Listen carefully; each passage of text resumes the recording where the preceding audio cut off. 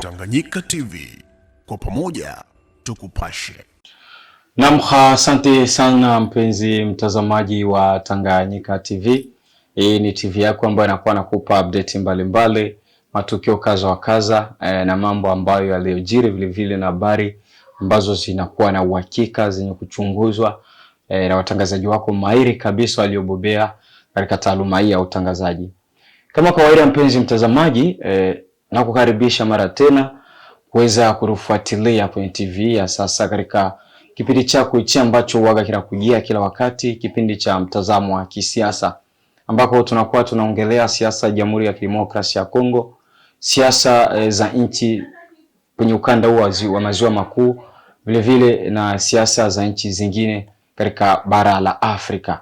Mtazamaji mpenzi, tariki 25 Februari 2026 mwaka huu ambao tunao, kuliweza kutokea kifo ambacho ni cha aliyekuwa msemaji wa kijeshi wa muungano wa AFC M23 ambao unaendelea na lite yake huko katika nchi huko katika eneo la mashariki mwa Jamhuri ya Kidemokrasia ya Kongo, sasa mkoa wa Kivu Kaskazini na Kusini.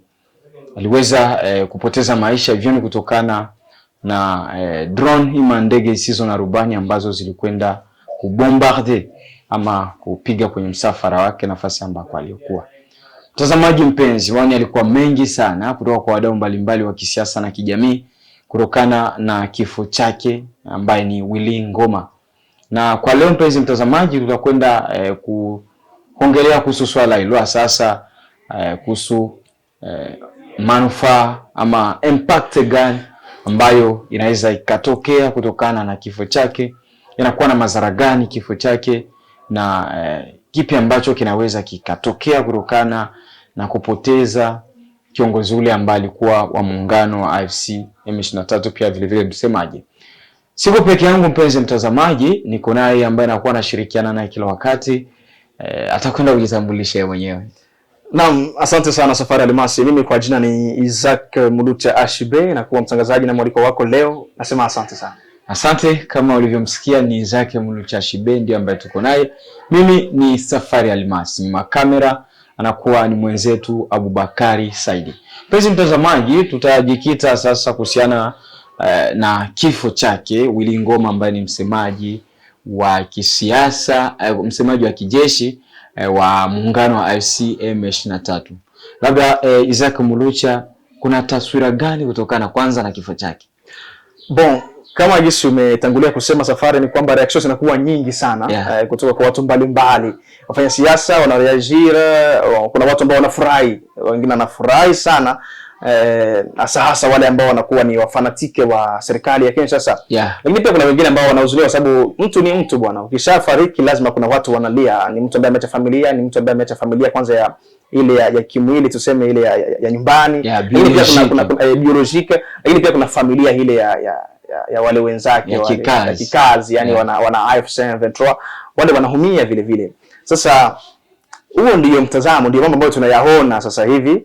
Watu wanakuwa katika, kila mtu anakuwa katika hali yake, au wanamtukuza Mungu, wengine wanaenda mpaka kumtukuza Mungu kabisa, wengine huku wanalia. Kwa hiyo ni kifo kimetokea, ni mwanadamu amefariki, lazima tushuhudie mambo kama hayo. Asante sana.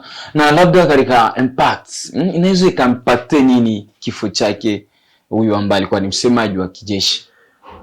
Bwana Willy Ngoma alikuwa ni mtu mashuhuri, alikuwa ni moja kati ya vizajo zenye zinakuwa na impact. Unaona, ni mtu mwenye kuwa na aura, alikuwa ni mtu mwenye kuwa na influence kabambi sana katika ili vuguvugu la AFC M23. Tunajua kwamba depuis 2012 jina ya Willy Ngoma iko cité mu M23, donc ni mtu wao ambaye alikuwa ni muhimu sana. Sasa licha ya kuwa tunajua baada ya muda kufariki lazima mwingine asimame, lakini kwa namna yangu mimi ya kufikiria, kwanza ninaona kwamba M23 licha ya kuwa watamchukua mtu mwingine kuchukua nafasi yake ya usemaji wa kijeshi eneo la Willy Ngoma, lakini sidhani kama ata impact, ata influence kama gisi Willy Ngoma aliweza kuinfluence. Kwa hiyo niseme kwamba impact ya kifo ya Willy Ngoma iko kabambi. D'ailleurs tukianza tu kuangalia kwa sasa ni kwamba kuna kuwa na kitu na sitomfahamu. kwanza kifo chake kunakuwa na sitofahamu upande wa AFC M23. Kwa hiyo watu kidogo kama vile wameanguka mtini, kama vile wamepigwa na butwa, wanasema hivyo Waswahili wenyewe. Kwa hiyo impact sur le plan politique ni kubwa, na sur le plan militaire pia ni kubwa. Tukianza na sur le plan politique ni kwamba kwanza tunapaswa tujue jambo moja safari ya Almasi. Ni kwamba tunahakikisha hapa, mimi na wewe kama waandishi habari, kwamba sio kama tunahakikisha, ni tunatangaza na tunasema kwamba amefariki kwa drone, lakini mpaka sasa hakujawa communication de la part du gouvernement ambayo inahakikisha, yani FARDC haijajiprononce kusema kwamba sisi ndio tuliendesha shambulio hili na likamua huyo mtu. Na hatujapata pia communication de la part ya M23 yenye kusema kwamba FARDC ilipiga drone ikamuua huyo mtu. Kwa hiyo wakati tunachambua hili swala, tunalichambua, tunasimamia kwenye principle yetu ile ya neutrality. Tunajaribu kuangalia mambo kwa uwazi zaidi, tusiweke ufanatike ndani yetu. Tukiweka ufanatike, tukiweka ile ufanaa, tukigamia upande mmoja, tutakuwa tumeharibu kabisa. Na ukibaki hapo Isaac Mlucha, ukiangalia kuna tetesi nyingi ambazo ukiangalia kuna wale ambao wanasema bado hajafariki.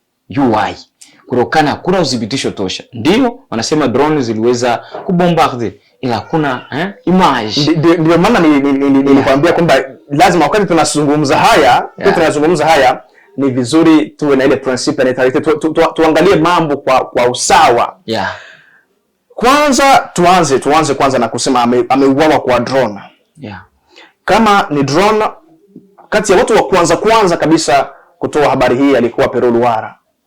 Pero Luhara mimi nilimuona kwenye page yake wa kwanza kusema kwamba Willy Ngoma amefariki kwa drone za FARDC. Na ni mtu wao kabisa. Na Pero Luhara ndio mtu wa Kabila. Na tunajua sasa hivi Kabila anaungamanishwa na AFC M23 kwa namna fulani hivi.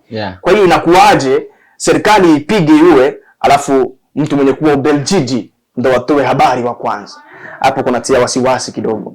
Sasa wakati mwingine tena kumuua Willy Ngoma kwetu, au niseme kwa serikali ya Kinshasa, ni moja kati ya ushindi. C'est une victoire, c'est un coup dur infligé à l'ennemi. Donc ni queen inakuwa ya kabambi hali ya juu ambayo wamempiga adui. Ni lazima wajigambie hiyo, ni lazima wajipige kifua kwamba sisi tumempiga mtu fulani. Lakini mpaka sasa hawajafanya hivyo. Hawajafanya hivyo. Hakujawa kitangazo chochote kile ambacho kimetoka kwa upande wa serikali kusema kwamba sisi ndio tuliendesha shambulio la lililoondoa maisha kwa Willy Ngoma. Sasa hilo linaonekana kwamba vile kuna tatizo hapo. Tunaona upande pia wa M23. Mara nyingi sana tulisikia Willy Ngoma amefariki na walikanusha kwamba hajafa. Na wakati mwingine tulimuona Willy Ngoma mwenyewe anasema mimi sijafa. Lakini siku mbili sasa hawajakanusha, na hata hivyo hawajahakikisha. Kwa hiyo mimi naweza nikasema kwamba sio kwamba mtu huyu hajafa. Hapa sitilii shaka kwamba hajafa, kwa sababu tunakuwa na vyombo vikubwa vya habari ambavyo vimehakikisha habari hizi. Ukiona chombo cha habari kama DW, kama RFI, kama Reuters wanahakikisha habari hii. Kwa hiyo bwana, hapo usio na mashaka. Lakini ninachotaka nini kusema au kuzungumza ni kwamba kifo cha Willy Ngoma kilitokea circumstances zenye kuwa flu. Ambazo mpaka sasa hakuna mtu ambaye anaweza kasimama akajigamba kwamba ana uhakika kwamba Willy Ngoma alikufa kwenye mazingira yaliyo wazi. Hapana, mazingira ni tatanishi kabisa. Maswali ni mengi sana. Kwa nini Rwanda ibaki kimya? Kwa nini serikali ibaki kimya? Kwa nini movement F23 ibaki kimya? Na licha ya kuwa mtu mkubwa, mtu mashuhuri Willy Ngoma ndo amefariki. Kwa hiyo hayo ni maswali ambayo mimi na wewe tunaweza tukajiuliza, na kila mtu mwenye akili anapaswa anajiuliza maswali haya. Lakini tukibaki tu hapo zake, kuna ile hali ambayo iliyopo sasa kwa usitishwaji mapigano. Ukiangalia rais wa Angola imeanzisha tayari hatua ambayo ilianza tarehe 18 hapa ya usitishwaji mapigano ambao utasaidia usalama kuimarika kutoka pande hasimu, yani pande zinazobebana. Huenda ni kupitia hiyo ndio maana serikali haitamki wazi, kwa kuwa huku wanasema wanasitisha mapigano, huku wanaendelea kushambulia. Hapo ndio tutaanza sasa kupata jibu moja la swali ambalo tumejiuliza. Tuanze na pointi ya usitishaji mapigano. Ni kwamba kweli tarehe 18 mwezi wa pili ilitakiwa waasimu hawa kama ninavyosema wabaki kimya, wasipigane tena. Lakini bado tunaona mapambano yanaendelea, yanazidi. hapa tarafani Fizi mapambano yanaendelea, katika tarafa la Masisi mapambano yanaendelea. Kwa hiyo mikoa yote miwili hii ambayo inakuwa ikishuhudia hizo vurugu, bado hatujashuhudia usitishwaji wowote ule wa mapigano. Sasa ikiwa M23, ikiwa serikali kumrazi ndio imepiga Willy Ngoma kafariki kwa drone, sawa, aito sio vizuri kisiasa, kwa sababu za kisiasa sio vizuri serikali iseme kwamba sisi tumeendesha shambulio na kumuua Willy Ngoma, kwa sababu wakati serikali itaandika kibarua hicho, FARDC inaandika kwamba sisi tuliendesha shambulio fulani tukamuua mtu fulani, basi community international wanagundua kwamba wabwana wameonyesha zaidi kwamba wamepinga mkataba wa usitishwaji mapigano. Kwa hiyo inawezekana sana ikawa serikali wamemuua mtu huyu, lakini hawawezi kujipronounce. Sasa hivi tunaona mpaka wazalendo wana revendique ile attack. Yeah. Ile ni siasa. Kama ni serikali, bora waambie wazalendo, nyinyi mseme kwamba nyinyi ndio mmepiga, kwa sababu nyinyi kidogo kwenye community international mnaonekana mnakuwa nyuma ya serikali, lakini nyinyi si serikali. Yeah. Lakini kama serikali ita revendique attack kusema kwamba sisi ndio tumemuua Willy Ngoma, itamletea matatizo katika kuheshimisha ule ukiukwaji wa usitishwaji mapigano. Ndio maana wakati tulipata tu taarifa ya Willy Ngoma kufariki, Lawrence Kanyuka ambaye ni msemaji wa movement ya FCM23, yeye hakuenda mara moja kwenye kufa, bali alienda mara moja kwenye ukiukwaji wa usitishwaji mapigano. Unaona bwana? Yeah. Yeye aliandika vibarua vingi kuandaa community international kwa DRC au serikali ya Kinshasa imegeuka usitishwaji mapigano, imebombarder zone nyingi sana za Masisi, imebombarder Rubaya, imebombarder sehemu mbalimbali. Kwa hiyo unaelewa kwamba kama serikali ingehakikisha ile frapa, donc ingemtengenezea matatizo kwenye jumuiya ya kimataifa. Lakini ukiangalia kwa namna ya tathmini kutokana na hali iliyoko, kweli usitishwaji mapigano utakwenda kuheshimiwa, na kama uheshimiwa kwa kuwa tayari M23 AFC wameshapata perte deja, na kama wameshapata perte, ambacho kitakuja huo repost itakuwa ni mbaya sana, kutokana kwanza na uchungu wa kumpoteza kiongozi wao, vile kutokana kwanza na kupoteza baadhi ya maeneo, kwa kuwa kuna maeneo ya kimkakati ambao mengi wameshapoteza kwa siku hizi mbili tatu, ambao yalikuwa na pelekea kupata kipato sana. Ndio. Kwa hiyo mimi kwa mpande wangu, ama kwa jinsi tunavyotathmini, tunaona kwamba vita hivi havitokwenda kuisha, kwa kuwa ule usitishwaji mapigano ambao ndio ungepelekea kwenda kumazungumzo, hata mazungumzo yenyewe yanakuwa na mashaka kufanyika kutokana na mambo ambayo yanaendelea. Mazungumzo kule yanakuwa na mashaka, lakini safari ni kuhakikishia kwamba chenye kuwa na mwanzo lazima kiwe na mwisho. Hiyo ni principe connaturelle. Kwa hiyo vita vitaisha. Sawa. Yeah. Vita kwa tumekuwa kwenye nyingi sasa, lakini vita itaisha. Na ninachotaka kusema hapo kama nilivyosema ni kwamba inawezekana sana AFC M23 ambao wanaunga mkono na Rwanda wakazidisha wakamultiplier wakariposte rigoureusement kwa kutokana na kifo cha msemaji wao. Lakini hapa kuna jambo lingine ambalo labda ningepaswa complete kwenye intervention yangu ya kwanza, ni kwamba hiyo pia inaweza kuwa sababu kubwa ya Rwanda na M23 kubaki kimya. Kwa sababu gani? Unaona, Rwanda tunajua kwamba kwenye vita hivi AFC M23, unaona vita hivi ni kama nataka mimi kuvinganisha na dama. Ni kama dama, mchezo wa dame. Alafu kuna wale ambao wanacheza mchezo wa ishek. Inafanana na mchezo huo. Walioipanga hii dame wako pembeni, wanaijua tuliipangaje. Sasa wanaoicheza sasa hivi ni wengine. Alafu zile pionti zile pia ni wengine. Zile zinabadilishwa muda wowote zile. Sasa kuna watu ambao wanaingia, wao si wachezaji, dame ilipangwa, hawakuwepo, hawajui ilipangwa vipi na kwa nini, wanaingia wanakuwa pionti zinachezeshwa. Kwa hiyo kumuondoa mtu kwenye dame pale kwenye kile kibao ni jambo rahisi sana kwa yule ambaye alipanga dame yake. Hapa nataka kumzungumzia Rwanda. Rwanda ana siasa fulani hivi ambayo kama watu wameshaitathmini, wameshaigundua sijui, anatakaga kuweka hasa uongozi wa Paul Kagame katika muhula huu ambao anasimamia FPR, Force Patriotique Rwandaise. Anakuwa na siasa ya kupatia responsabilité de crimes zake, anazibebesha mtu mwingine. Tukirudi nyuma 94 Rwanda walifanya maafa kwa Watusi kwenye vitabu kama vile vya kina Charles Onana, mambo haya yanahakikishwa. Walifanya maafa kwa Watusi. FPR inafanya maafa kwa Watusi kwa sababu tu ya kulimbikizia regime ya Habyarimana kwamba inafanya maafa kwa Watusi. Unaona hivyo? Kwa hiyo ni mtu ambaye hiyo siasa anayo. anataka kutengeneza mambo yake mabaya, alafu anakupatia wewe mzigo. Non, wakati anatengeneza AFDL ilikuwa pire Rwanda. Unaona bana? Lakini aliunda kwenye muundo wa kuwabebesha wakongomani wenyewe mzigo, kusema kwamba hicho kitu ni cha kwenu.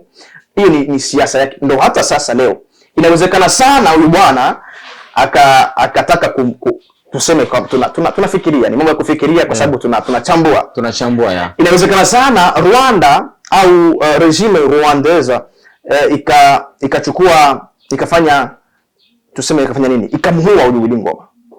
Wakati imemuhua, inatafuta sababu sasa ya kuangushia serikali ya Kongo mzigo, kusema kwamba tunakuwa katika usitishwaji mapigano, nyinyi hapo mmetuwia mtu wetu, kwa hiyo na sisi tuta riposte.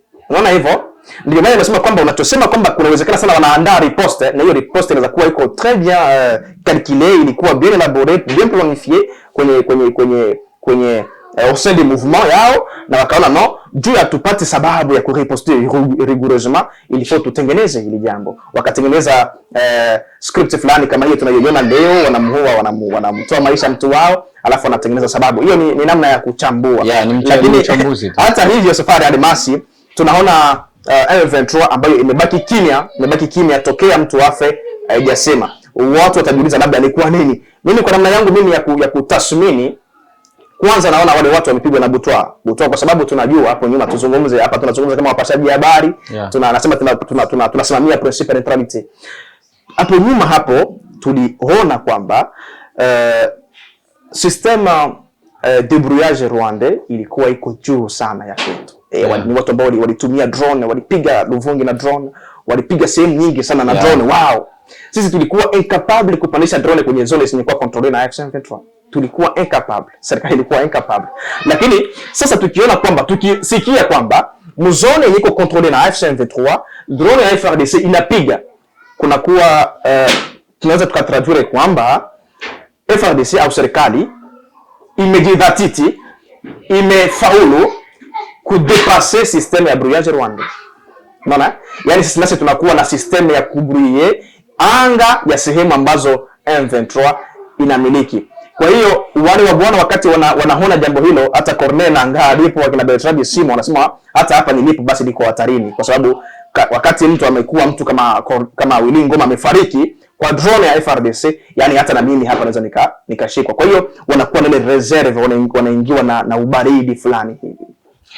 Naam, asante sana mpenzi mtazamaji, ni kukumbusha kwamba unaendelea kufuata Tanganyika TV na tuko katika kipindi chako kipendelevu ambacho kinakuwa cha mtazamo wa kisiasa, na kwa leo tunaongelea kuhusu siasa za mashariki mwa nchi, sasa nchini DRC, na hivyo ni kutokana na kifo cha aliyekuwa msemaji wa kijeshi wa FCM 23 ambaye ni Willy Ngoma. Na labda Isaac, tumeshaongea mambo mengi kuhusiana na impact ya kifo cha aliyekuwa msemaji wa jeshi la wa muungano wa FCM 23 ambaye ni Willy Ngoma. Vile vile kuna kauli ambayo iko sio kauli, ni masuala ambayo yanaendelea kwa sasa, ni kutokana na Marekani. Bwana, unajua Marekani anakuwa ni mpatanishi mkuu katika hii vita ambayo inaendelea. Marekani anakuwa anajua role kabambe kabisa katika vita, na ukiangalia ndo nchi zenye dola, nchi za dola, na zinaweka mkono kila mahali. Ndio. Lakini tukirudi nyuma, kuna mikakati ambayo Marekani ilichukua kuweza kumwekea sanction Rwanda, kuweka sanction Rwanda, ama kuchukua hatua ambazo zitakuwa vikwazo kwa Rwanda, kumwekea vikwazo Rwanda. Hivyo ni kutokana na walisema kwamba aliweza kukiuka mkataba ule wa Washington, makubaliano ambayo alikuweko. Ila bwana, majuzi bwana, Marekani inakuja kusema kwamba inamtoshea vile vikwazo vyote Rwanda anakuwa huru. Serikali ya tathmini hii ikoje? Hii inachukua sura gani? Mimi nilipata hiyo habari leo Safari. Naambiwa kwamba kwenye journal ya Wall Street kule Marekani inaandika kwamba sanctions zenye zilikuwa hazijakuwa prononcées vis-à-vis kwa Marekani, lakini zilikuwa zimeandaliwa tayari. Marekani ipige Rwanda zile sanctions. vile vikwazo, lakini leo vile vikwazo tena vinasitishwa kwa muda, ni kwa muda, na hivyo ni kwa demande ya un sénateur américain anaitwa Lindsey Graham. Inasemekana kwamba Paul Kagame mwenyewe ndo alimpigia simu seneta yule wa Marekani kumwambia kwamba no, lazima ujue kwamba Rwanda ni partner wa kimkakati sana wa Marekani, na ni kweli hiyo ndio sababu ambayo ilipeleka kwenye ofisi kuu ya Washington kule White House, kwenye ofisi ya JD Vance ambaye ni rais makamu wa Marekani. Anamwambia kwamba Graham anamwambia kwamba Rwanda imeniita, au Rais Kagame ameniita, ameniambia kwamba Rwanda ni partner wa kimkakati, na hiyo ni kweli kabisa. C'est un partenaire stratégique, sécuritaire, économique wa Marekani. Kwa hiyo sio vizuri, haitakuwa kubenefisha yetu sisi kumwekea sanction Rwanda. Na kitu kinachoshangaza ni kwamba urahisi wa kukubalika kwa ombi hili mara moja tu, na ombi hili bureau ile office ya JD Vance na examiner sema no, tusitishe kwanza hivi vitu kwa muda. Hapo kuna kitu safari alimasi. Mimi kwa namna yangu kufikiria, kwanza ninaelewa kwamba hata kule Marekani kuna mvutano, kwa sababu tarehe 5 tu hapa nyuma mwezi wa pili kulikuwa yule mwanaseneta mwingine anaitwa Chris Smith ambaye ni mwanaseneta yeye ambaye alikuwa mwakilishi Chambre des Représentants, yeye anasimamia Afrika kwenye ile Chambre des Représentants kule Marekani. Chris Smith yeye ndo alikuwa mmoja kati ya zile wale watetezi wa Kongo kusema kwamba Rwanda huyu kwa sababu amekiuka mikataba iliyosainiwa hapa mbele ya urais wa Marekani ni lazima apigwe hivi vikwazo. Lakini sasa mwingine tena, wote ni wa Republican, wote wawili, Graham ni Republican na Smith naye ni Republican, kwa hiyo wote wawili tena wanakuwa kama wanapingana. Hiyo inaonekana kwamba kule hata kwenyewe kunakuwa na mvutano fulani wa kisiasa, lakini Marekani wao udhaifu wao hautatuimpact sisi wala hautazama tena, wameshatengeneza siasa kwao kule, ni siasa yao ya ndani kabisa. Sasa huku sisi tunapokeaje jambo hilo? Ni kwamba mimi kwa namna yangu kufikiria ni kwamba Marekani sasa hivi kwa muongozo huyu wa Trump anakuwa na sera moja tu, American first, Marekani kwanza. Yeye hana mbili tatu. Yaani kama unaleta mkataba wako ambao haumnufaishi Marekani, wewe bwana ni wakupigwa, unapigwa buti, unakaa pembeni. Sasa nilifikiria kwamba kama ombi la Rwanda limekubalika kwa haraka zaidi namna hii, ni kwa sababu katika mkataba ule wa Washington ilikubaliwa kwamba Marekani itafanya dili na Kongo. Marekani itakuja kuexploit mamineral za Kongo, zinapelekwa Rwanda kwa sababu ya kutakatiwa, alafu zinapelekwa mara moja Marekani. Sasa kuna sehemu nyingi, kama tuangalie Rubaya ambako kunatoka cobalt nyingi sana. Lakini hiyo sehemu hiyo maeneo ya Rubaya, ile mine ya Rubaya inakuwa chini ya waasi wa F723. Sasa utaniambiaje kwamba Kongo watatoa mineral ambayo hana udhibiti? Sasa nadhani kwamba sababu kubwa iliyopelekea ombi lile likubaliwa kwa haraka ni kwa sababu bado Rwanda anakuwa na umiliki wa eneo zimoja. Mineral wanasemaje kwa Kiswahili? Madini. Anakuwa na umiliki wa yale madini. Sehemu nyingi ya madini inamilikiwa na Rwanda. Ana exploit cobalt ya Rubaya, ana exploit oro, ana exploit vitu vingine vingi, na hivyo vitu wanaviashimilia mara moja Marekani. Sasa itakuwaje mwekee mtu huyo vikwazo wakati Kongo yeye hata kupatia vitu hivi? Kwa hiyo nadhani hilo ndio sababu kubwa iliyopelekea ombi la Paul Kagame likubaliki mara moja kwenye ofisi za Marekani. Lakini Isaac, ukiangalia hapo itakuwa kama Marekani anakuwa anafanya kitu na contraire yake. Kwa nini niseme hivyo? Kwa sababu yeye alijua kwamba M23 tayari inamiliki eneo lile la Rubaya, ila katika sahini bana alijua kwamba Kongo hana lile sehemu, ana ile sehemu ambayo kuna cobalt, kwa madini ndio. Kwa nini aliweza kuingia katika mkataba na sisi na wakati anajua ile sehemu ni M23 ndio iko chini ya Rwanda? Yote ni masuala ya nani, ya maendeleo ya faida. Anafaidika vipi? Tunaona kwanza kwenye list ambayo ilipelekwa Marekani na DRC ya mine ambazo zitakuwa control na Marekani, kuna mine ya Rubaya. Mine ya Rubaya iko ndani. Imagine. Sasa inakuwaje DRC inapeleka mine ambayo yeye hamiliki? Kwa sababu anataka Marekani ajiamplike kwenye hivi vita vilivyoko kwa sasa. Anataka Marekani, kwa sababu Kongo ameshalipatia hii mine na hii mine iko mikononi mwa AFC M23. Kwa hiyo mimi Marekani nakuja naingia katika vita na kuondoa M23 ili nimiliki kitu ambacho nimekipewa mimi na serikali. Hiyo ndio siasa ya Kongo. Lakini siasa ya Marekani bwana, anataka kupata vitu vingi, faida nyingi, yeye atumie kazi ndogo. Atumie nguvu kidogo. Ni kazi kubwa kuondoa M23. Ni kazi kubwa kuondoa M23. Sasa kama M23 ameshaenda bwana, mimi ndo na shimo langu, tufanye mimi na wewe. Marekani hapo anaridhia kwa haraka, kwa sababu nakwambia siasa ni American first, Marekani kwanza. Anataka kutumia apate faida nyingi, yeye atumie nguvu kidogo. Hiyo ndio siasa ya Marekani safari. Na ukiangalia katika mtazamo wao ni kwamba kwa upande mwingine kama Marekani inatupotezea muda. Tuliwahi kuzungumza hapa juu ya mambo ya mkataba. Hapa sasa tulizungumza hivyo ni kwamba mikataba hapa hatuna uhakika sana kwamba mikataba inaweza kutusaidia kuleta amani mashariki au katika nchi yetu hii ya Jamhuri ya Kidemokrasia ya Kongo. Kitu kinachohitajika hapa ni vita.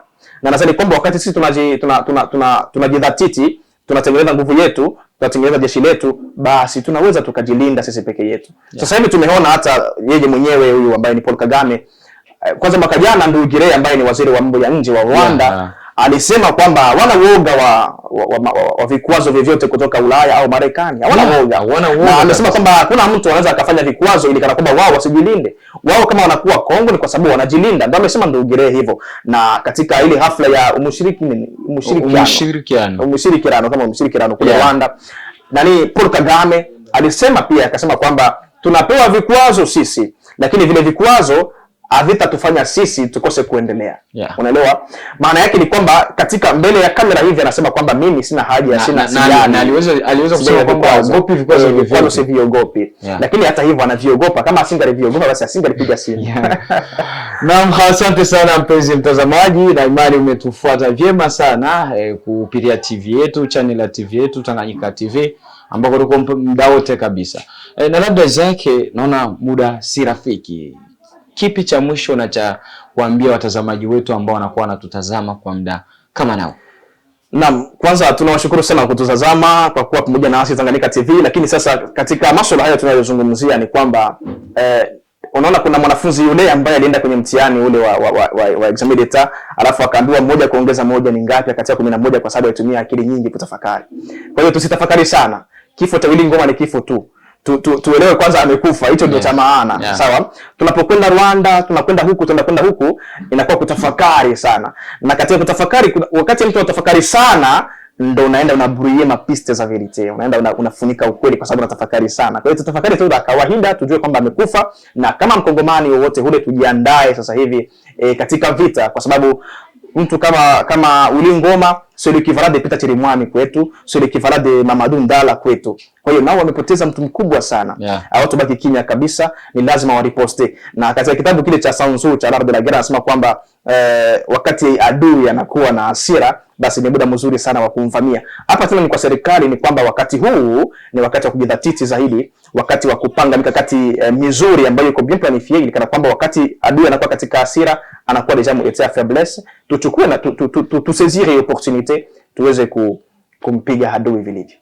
Naam, asante sana kupitia maneno yake Isaac Mulucha Shibe, mtazamaji na mpendelevu wa TV yetu, ndipo tunafika kabisa mwisho wa kipindi hichi ambacho ni cha mtazamo wa kisiasa. Nikumbushe kwamba leo tulikuwa tukiongelea kuhusu kifo cha msemaji wa kijeshi wa AFC M23 ambaye ni Willy Ngoma aliyofariki tarehe 25 Februari mwaka wa 2026.